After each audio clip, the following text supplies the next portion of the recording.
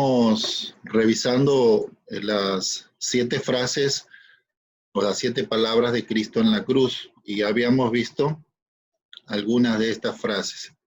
Yo voy a pedir ahí a Sandrita, que está en Guayaquil, si nos puedes solamente leer el primer versículo que nos recuerda la primera palabra. Sandra. Ya. San Lucas 23:34. Y Jesús decía, Padre, perdónalos porque no saben lo que hacen. Ahí está, ¿no? Vamos a repasar que también la segunda frase o la segunda palabra de Jesús la encontramos ahí en San Lucas. Voy a pedir a Karina, que está ahí en Nueva York, si nos puedes leer la segunda frase de Jesús en la cruz. Entonces Jesús le dijo, de cierto, que hoy estarás conmigo en el paraíso. Ok. La tercera palabra que vimos ayer, voy a pedir a Amalia, que está ahí en Guayaquil, si nos puede leer. Dice, cuando vio Jesús a su madre y al discípulo que amaba, estaba presente, le dijo a su madre, Madre, ahí tu hijo. Después dijo al discípulo, he ahí tu madre. Desde aquella hora el discípulo la recibió en su... Ayúdenme, porque justo me tapa la pantalla. En su casa. En su casa, ya. Okay. Yo voy a pedir a Sara, que está aquí, si ella puede leer la cuarta palabra.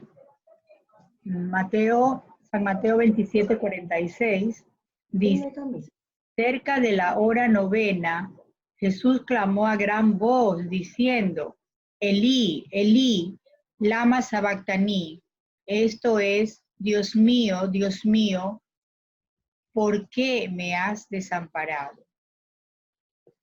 Ok, entonces la cuarta frase, la cuarta palabra de Jesús, trata acerca de esto, ¿no? Es un clamor, es un grito a gran voz. Elí, Elí, lama sabactani. Que traducido eso significa, Dios mío, ¿por qué me has desamparado? La pregunta es, ¿qué puedo aplicar de esto o qué puedo aprender acerca de esta cuarta frase, de esta cuarta palabra? Lo que podemos aplicar es lo siguiente, ¿no? En el sufrimiento y en la adversidad, lo primero que debo hacer es buscar a Dios con humildad y con amor.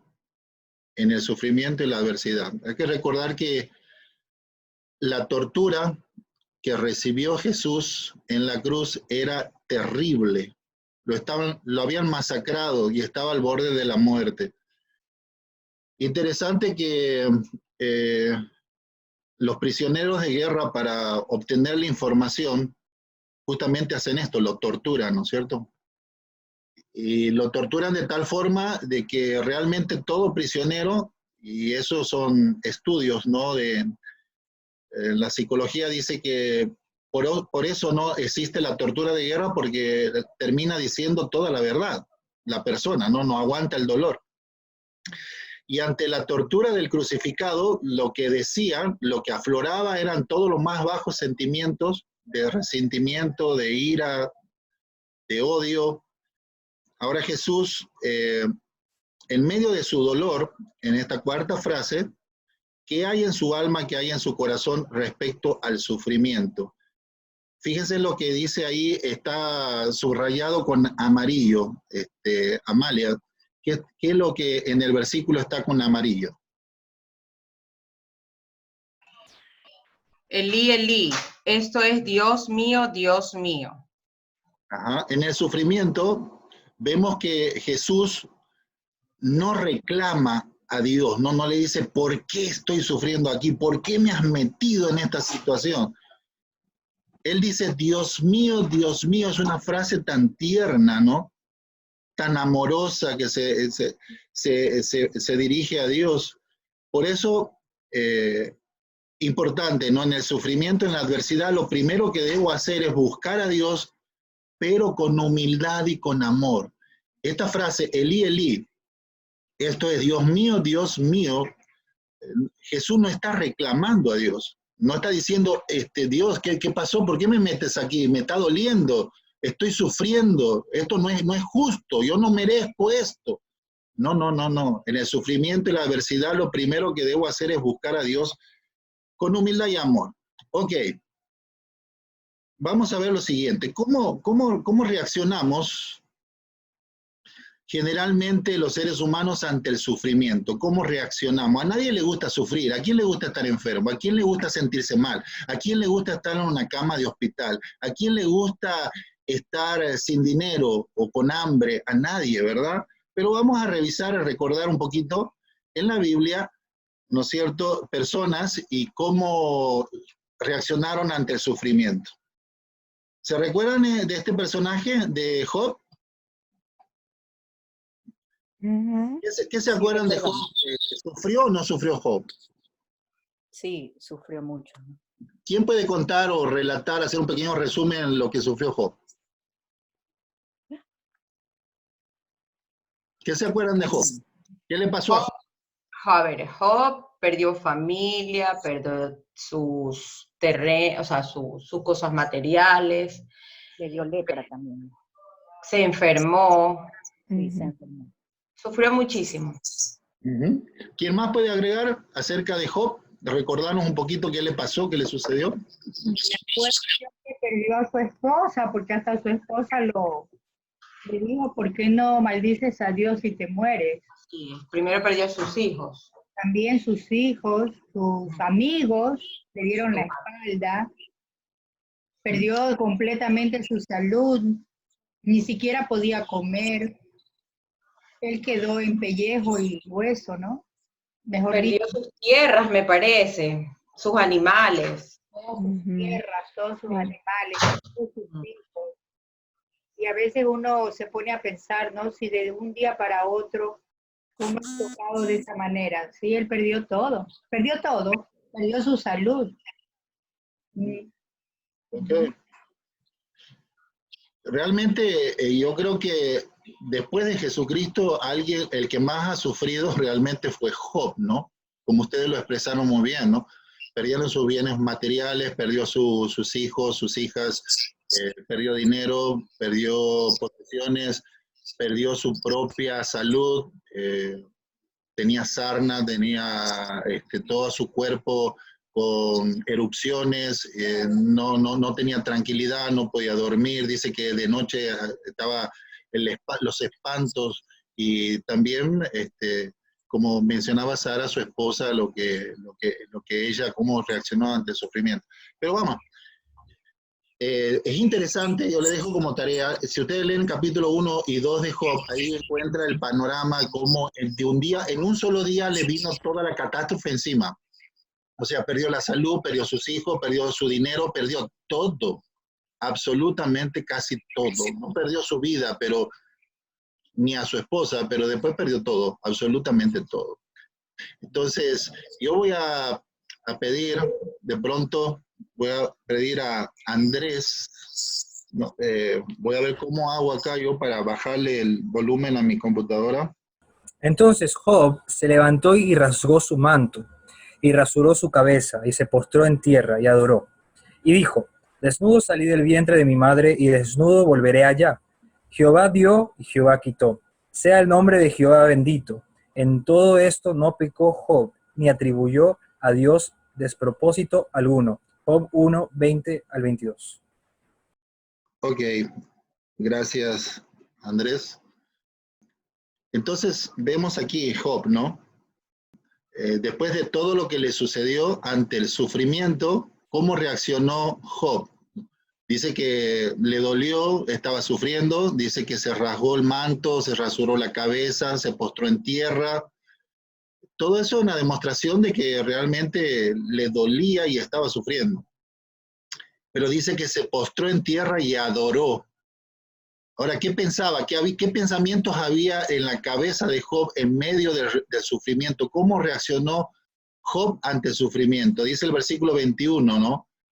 Él pensó, desnudo salí del vientre de mi madre, desnudo volveré allá. Jehová dio, Jehová quitó, sea el nombre de Jehová bendito. dice que el versículo 22, en todo esto no pecó Job ni atribuyó a Dios de propósito alguno. Qué grande este hombre de Dios, Job. Es difícil aplicar el versículo 23 cuando sufrimos, cuando estamos enfermos, pensamos que Dios tiene un despropósito con nosotros, ¿no? Pensamos que Dios me está castigando, esto no es justo, ¿por qué a mí? ¿Por qué me tiene que suceder a mí?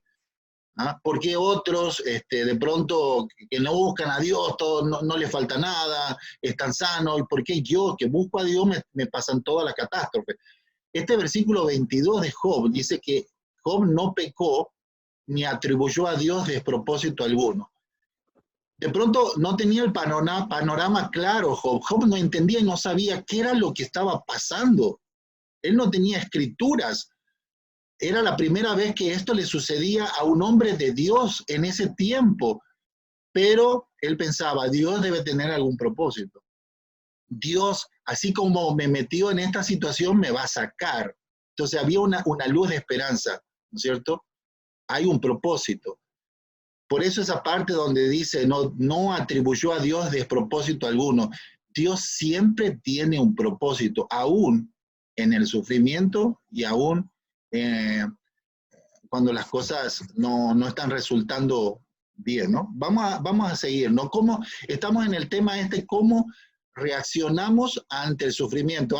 Hay instintos que tenemos, así como cuando estás cocinando y te cae aceite en la mano o te quemas, instintivamente saca la mano, ¿no es cierto? Y ves cómo hace y te duele, y ves cómo sofocar o tratar de solucionar el ardor en tu piel. Bueno, instintivamente, ¿cómo reaccionamos ante el sufrimiento? Vamos a ver otro ejemplo. La esposa de Job. ¿Ah? Cuénteme, ¿qué te acuerdas acerca de la esposa de Job, que estaban viviendo la misma situación que Job? Era su esposa. ¿Me oye a mí? Sí, mami, sí. Cita, Tía. Hola, mami. adelante. Gracias, gracias.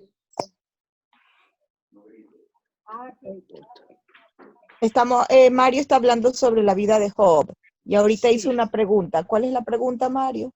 ¿Qué se recuerdan ustedes cómo reaccionó la esposa de Job? Muy mal. Muy mal, ¿no? ¿Qué más pueden decir? A ver. Que quería que renegara de Dios. Ajá. Y que lo maldijera al Señor. Qué barbaridad. Muy bien, Nancy, desde Toronto, Canadá, ¿no? Te saludamos. Así es. Gracias. Desde Panamá, nosotros aquí. Bueno, vamos a ver ahí en la pantalla. Tía Nancy, si nos puede ayudar, ahí está en la pantalla el versículo de Job, capítulo 2, versos 9 y 10. ¿Lo puede leer? Sí, muy bien. Entonces le dijo su mujer, ¿aún retienes tu integridad? Maldice a Dios y muérete.